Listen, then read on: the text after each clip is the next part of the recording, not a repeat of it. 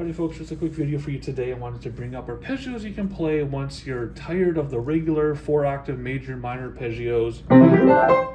Been doing that forever, up and down the keyboard, 144 beats per minute, 16th notes, both hands, musically shaped, all major, all minor, like I said. You're done with that, you're bored. What else can you do as an advanced player, advanced student, even an educator who wants to go beyond teaching just regular arpeggios?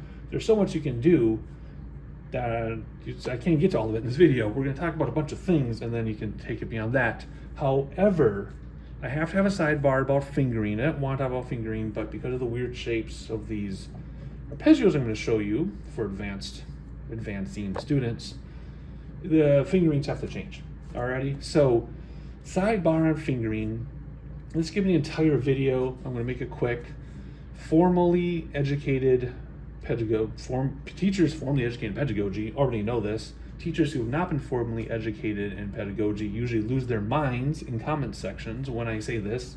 But whenever I talk to people, give speeches, whatever I do, I'll bring this up. I can always tell who's formally educated and I can always tell who's not. You ready? There are no rules for fingering in piano. There are guidelines, there's traditions, but there are no rules.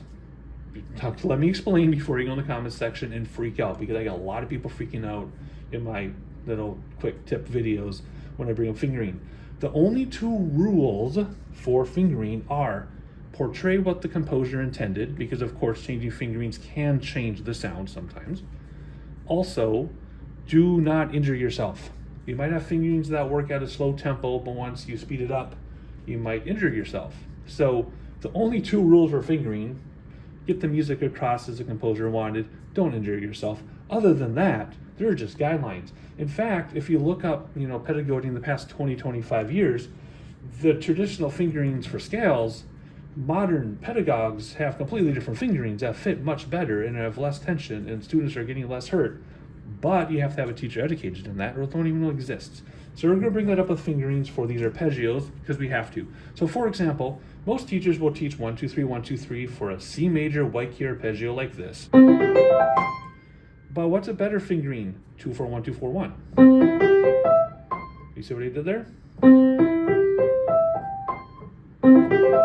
Takes a lot to get used to at first, but it feels so much better, and then you would do whatever works in the left hand to match that, right? So end of sidebar with fingering. Don't go nuts, just do some research before you freak out in the comments. Everything I said is not revolutionary. It's normal for people who have pedagogical education, right? So back to arpeggios. What can you do? You're sick of doing this. Up and down the keyboard, you just can't handle it anymore. What can you do? Primarily, we're going to talk about 7th chords, all the 7th chords. But let's start with inversions first. By inversions, I mean this. And then back down, of course. Both hands, fast, right? Keep your speed up. Your 144 beats per minute or whatever. Up and down the keyboard, all the major minor keys. You're just inverting the chord. And if you're playing at this level, for this video to apply to you, you already know what I mean by inverting the chord, right? A lot of teachers don't teach that, and a lot of students don't get to that, but it's all over our repertoire. Look at the last few bars of the final movement of the Moonlight Sonata.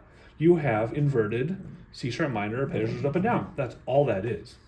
That's all it is. So if you have been doing that in your technique, you've already got the last page of the Moonlight Sonata 3rd movement covered. Easy, right? So it's important to know this stuff. So inversions, that's the easiest to understand. Now it's going to get complicated. 7th chords, there are so many. For example, we're going to look at these, which you might recognize. Plus a few others you're going to throw in there. But they're all dominant 7th chords.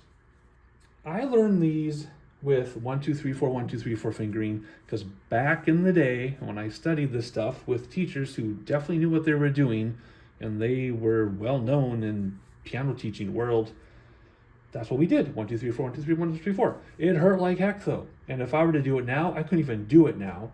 But we'll cover that and then cover some alternate fingerings for each of these. So instead of starting with the major, let's start with the augmented major. What does that mean? Augmented triad with a major 7th. You do see it. A lot of people skip it when they teach this set of arpeggios. I don't know why. It does exist. Let's talk about it. So you do both hands, right? Up and down 4 octaves. Start slowly, then build your speed, of course. The way I learned it was 1, 2, 3, 4. Of course, both hands, right? but that hurts. I feel so much tension here in both hands. That's terrible. So what other fingerings can we use super fast? Well, let's anchor on the E. Let's see what that looks like.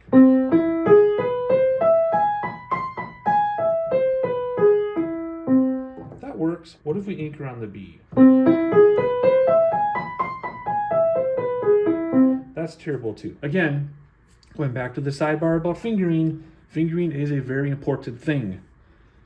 And fingering is a very personal thing. Keep that in mind. Fingering is a very personal thing. It's going to be different for every hand. I have huge hands, so people assume I can do anything. That's not true. I have pain from a heart condition that screws up the blood pressure to my extremities. So just because I have huge hands, I have to be very careful with my fingering. It's very personal for me. So what might not work for you, try something else. Just remember, don't hurt yourself. Do what the music's intended. So there you go. Now that we're getting all this chitter chatter out of the way, we can go through these faster. So that was augmented, major. Let's do major, major. Very common. See, I can't even do it 1, 2, 3, 4 anymore. I just can't do that anymore. I just can't get my fingers to do it. I used to do it that way for decades. So what else can we do? Let's apply what we would have done for a regular C, and let's anchor on the G. That works. What if we go back to anchoring on the E?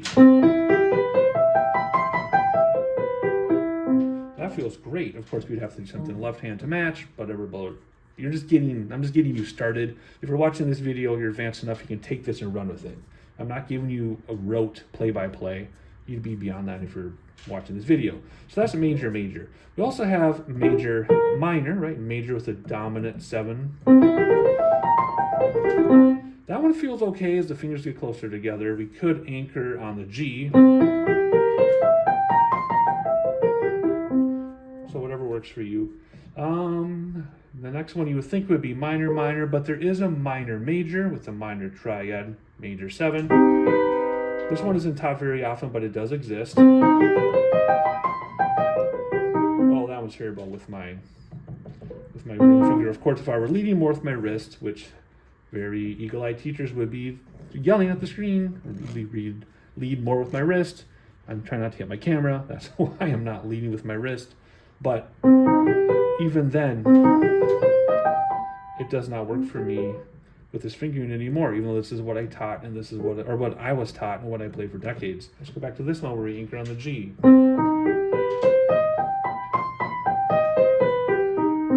That works. Again, taking the original alternate fingering and then applying it to the 7s, right? So let's go to minor, minor, minor triad, minor 7. That one's fine because my fingers are squished together. I could also anchor that on the G.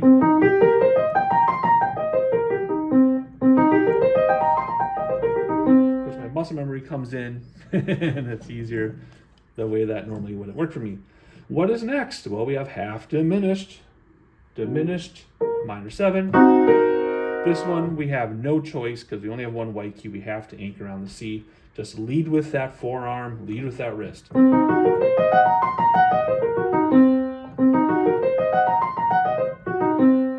Can we get a thumb on that G flat? Yeah, I can, because I do a lot of modern music where you have to use your thumbs on black keys in weird spots all the time. But I don't know if I would recommend that to most people. All right, fully diminished. What do you have?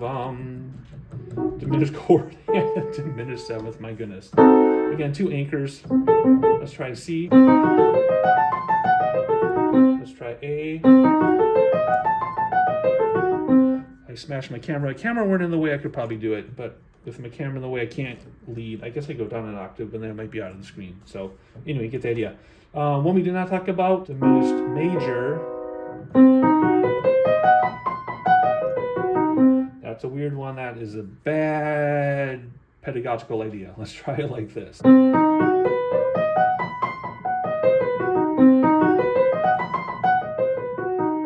Weird at first, but actually it's not too bad after a couple times. So those are all your 7th chord arpeggios you can do. Don't forget the inversion, regular, not 7th, but inversion triads that we did in the beginning. You would do both hands, use alternate fingerings, at least explore alternate fingerings for all of these 4 octaves. 140 beats per minute, 16th notes. Musical, right? Making a musical phrase, even though it's a scale. And that is a long-winded video for ideas of arpeggios to do once you've done the standard arpeggios and you're sick of it and you've entered the world of advanced playing. Hopefully you enjoyed it. Hopefully it made sense. Questions in the comments below if you have them. Any ideas for other tips and tricks you'd like to learn for advanced playing, let me know, and I'll see you next time.